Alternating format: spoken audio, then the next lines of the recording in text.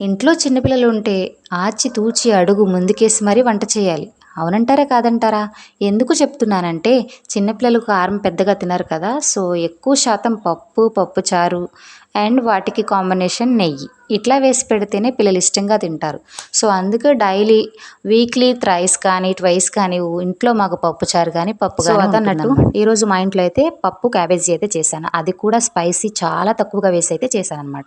ఎందుకంటే నాకు బాబు, పాప ఇద్దరు ఉన్నారు కాబట్టి వాళ్ళు తినాలి కాబట్టి సో, అందుకని కొంచెం స్పైసీ తక్కువ వేసి వేశాను. ఇదొచ్చేసి ఈవినింగ్ క్లిప్పు.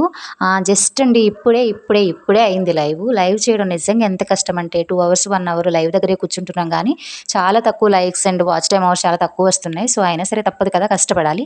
కష్టపడితేనే ఏదైనా ఫలితం వస్తుంది కదా! సో, అందుకని ఫుల్ హెడేక్.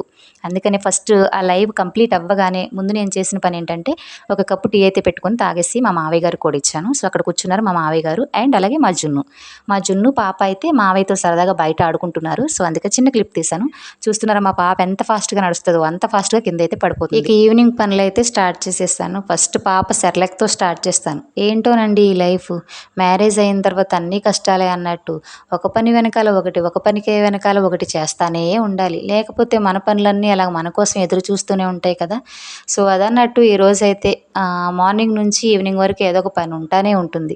చిన్నపిల్లలు ఉన్న ఇంట్లో ఎక్కువ పని ఉంటది. అవునా కాదంటారా? నా వీడియో కనుక ఎవరైనా చిన్నపిల్ల తల్లులు చూస్తే కనుక ఖచ్చితంగా నాకు కామెంట్ సెక్షన్‌లో తెలియచేయండి. డైలీ ఫుల్ వర్క్ అండి.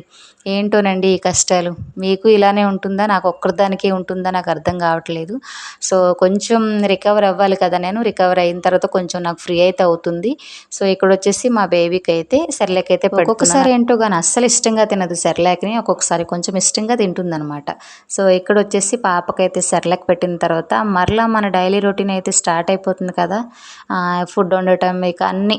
ఓకేనండి. వీడియో నచ్చితే చిన్న లైక్ ఇవ్వండి. బాయ్.